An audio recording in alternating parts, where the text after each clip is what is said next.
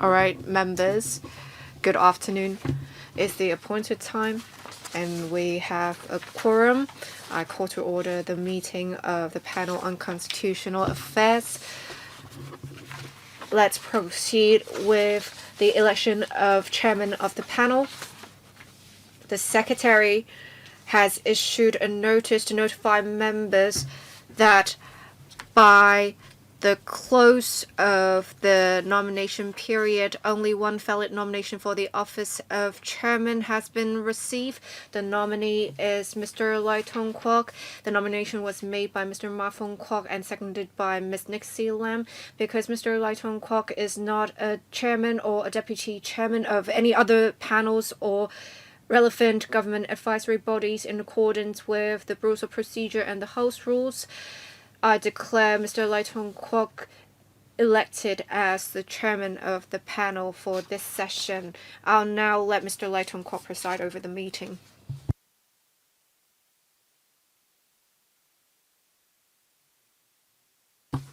Thank you, members, for your support. Let's proceed with election of the deputy chairman of the panel. The secretary has issued a notice to notify members that by the close of the nomination period, only one valid nomination for the office of deputy chairman has been received. The nominee is Mr. Chen Yung. The nomination was made by Dr. Simon Lee and seconded by Mr. Holden Chow. Because Mr. Chen Yung is not a chairman or deputy chairman of any other panels or relevant government advisory bodies in accordance with the rules of procedure and House rules, I declare Mr. Chen Yung elected as the deputy chairman of the panel for this session. Thank you. Congratulations, Mr. Chen Yung.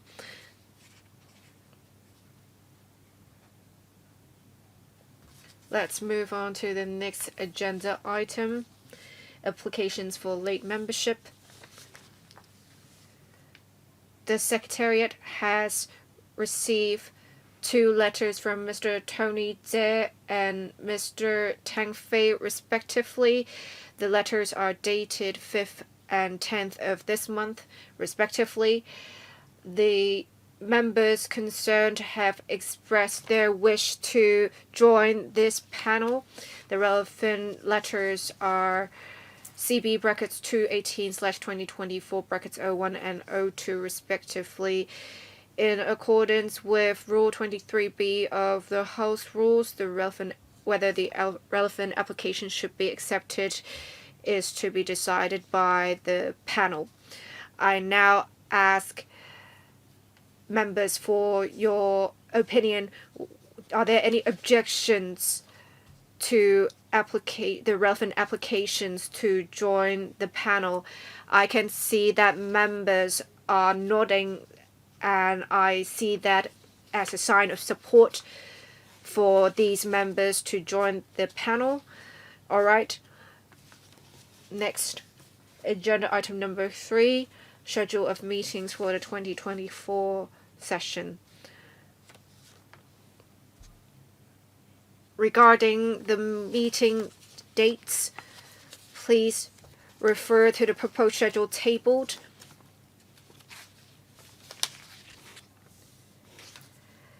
The regular meetings are proposed to be held on the 3rd Monday of each month from 2:30 p.m. to 4:30 p.m.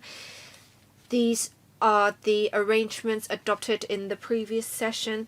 I have to point out, however, that the meeting in April, that is 15th of April, may clash with the special meeting of the Finance Committee.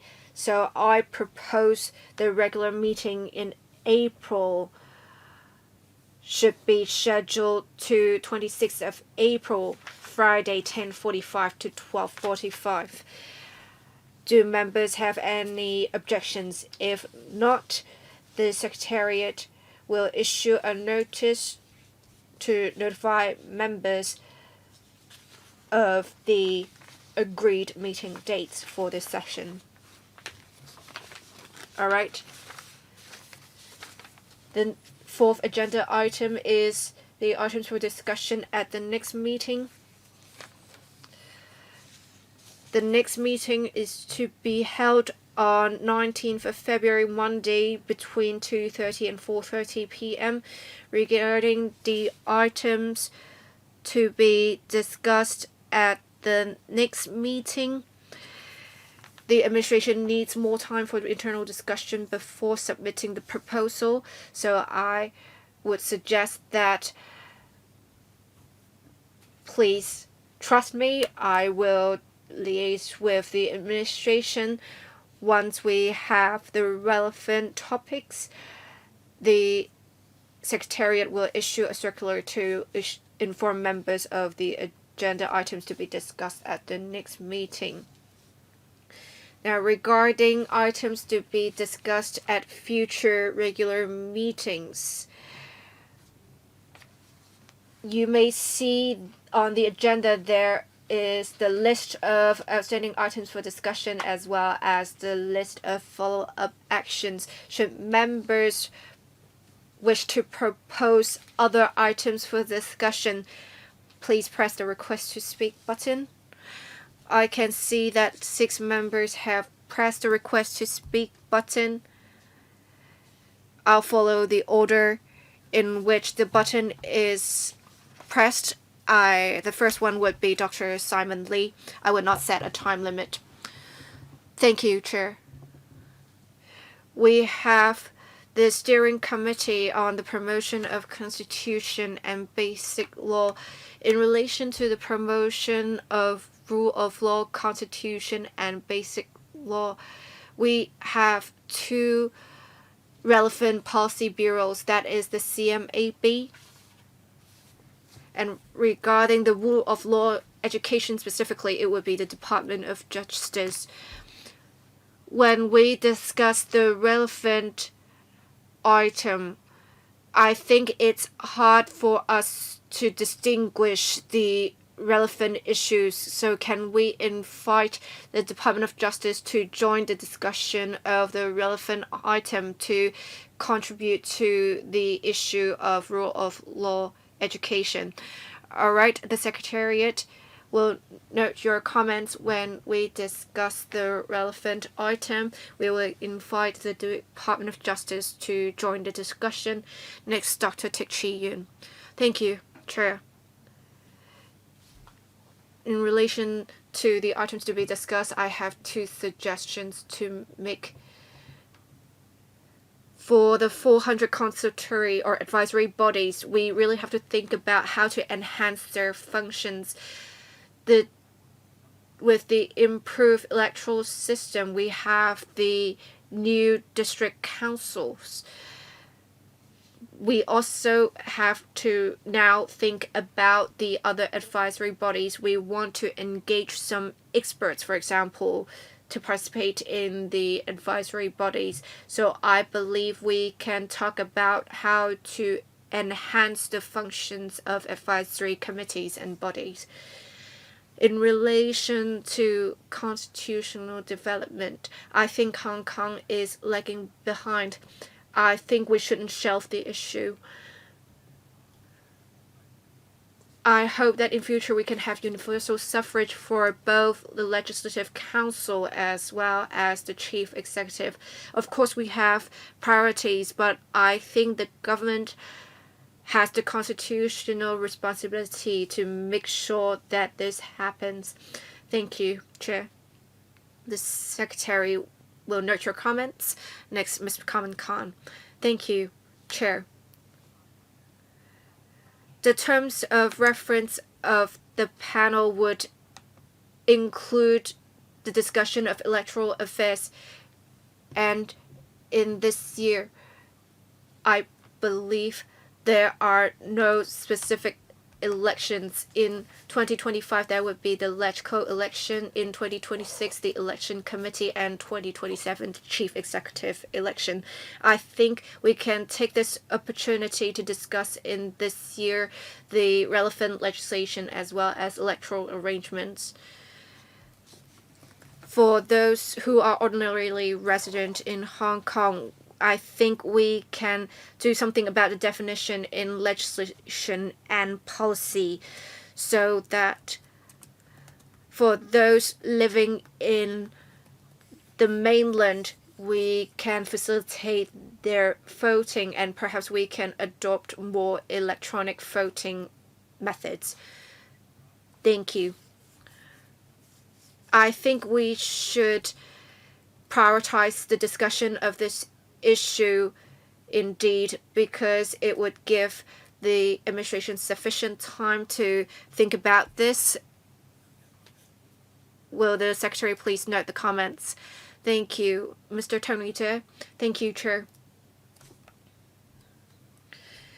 In relation to the items to be discussed, I hope that the Chairman can consider this, including this issue.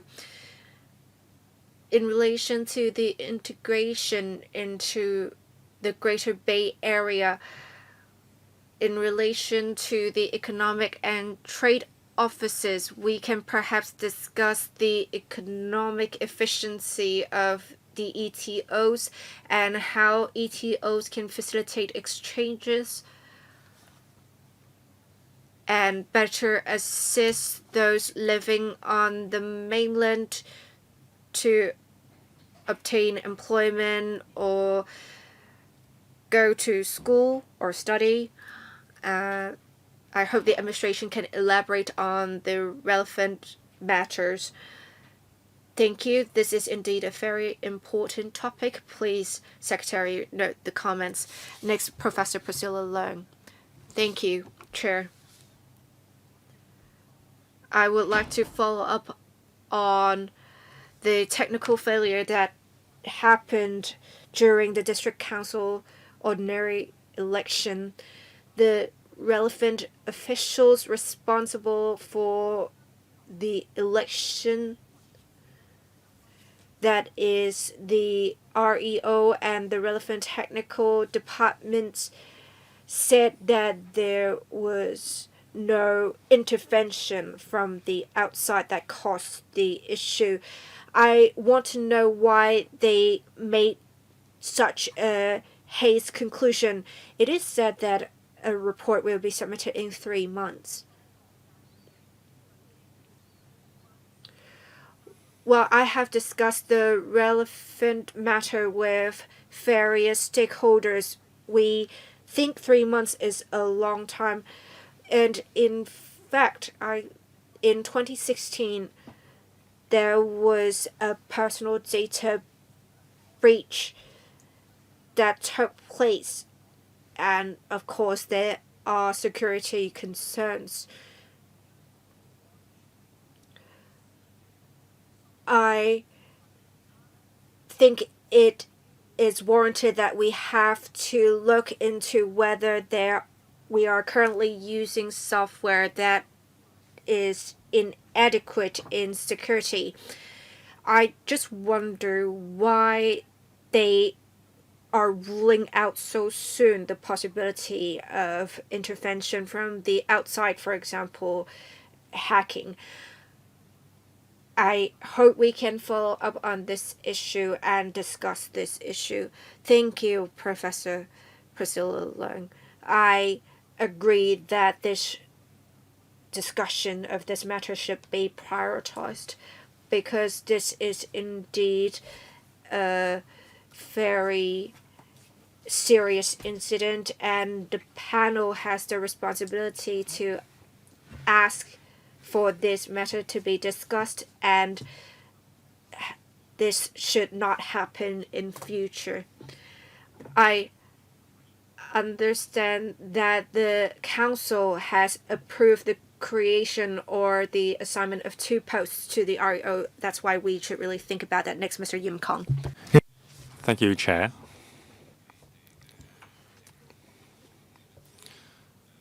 In terms of collaboration with the mainland authorities, we need to coordinate our efforts on our constitutional efforts.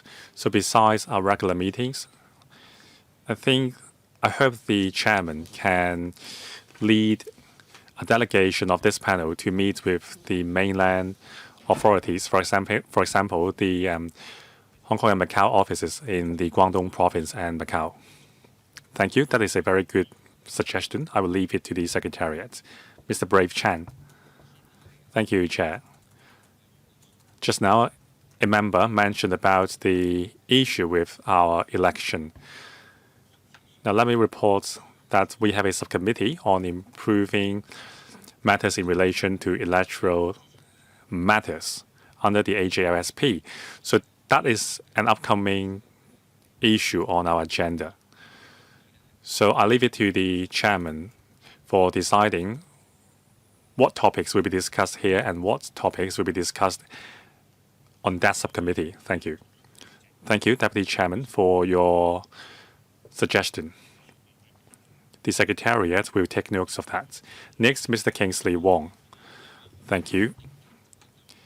Can we have a recurrent discussion on the progress of integrating with the GBA? We need a top-down approach in promoting integration among GBA cities. The purview is scattered among various bureaus and departments. I hope this panel can take lead in this effort. There should be high-level steering. We need a thematic report from the responsible bureaus on how we are doing in terms of integrating with the GBA. Thank you. The Secretary will take notes of that, and I will convey your message to the Secretary when I meet with the administration. Mr. Tang Fei, thank you. 2 suggestions.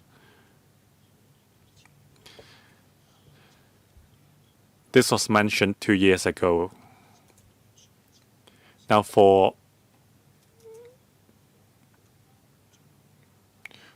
Hong Kong citizens belonging to mainland organizations, they are also the constituents of the election committee. So how can they chip in to help promote young people's developments in the mainland? Now we have the improved district council as well as the care teams as well. So there should be some indicators on assessing the performance of these bodies, especially when we have 2 high-level steering committees and also DOs doubling up as the chairman of district councils. We also have the care teams and the 3 committees. The structure is very different from before. So are these bodies effective in improving the livelihood of people in the district? We need a assessment mechanism. Thank you. The last member to speak is Ms. Carmen Kan. Thank you, Chairman. On the list of outstanding items, item 4, strengthening the role of the Constitution and Basic Law Promotion Steering Committee.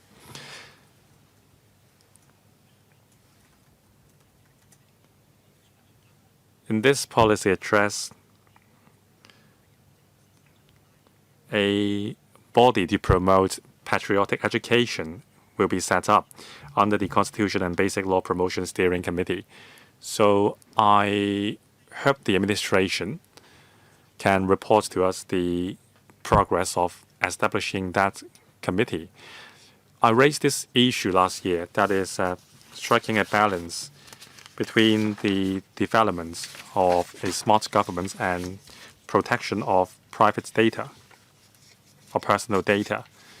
Now we have a digital policy office with a commissioner on digital policy for charting out a roadmap for developing the digital community in Hong Kong.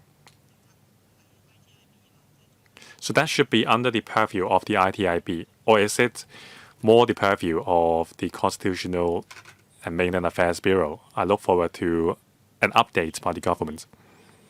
Thank you. We will take notes of that.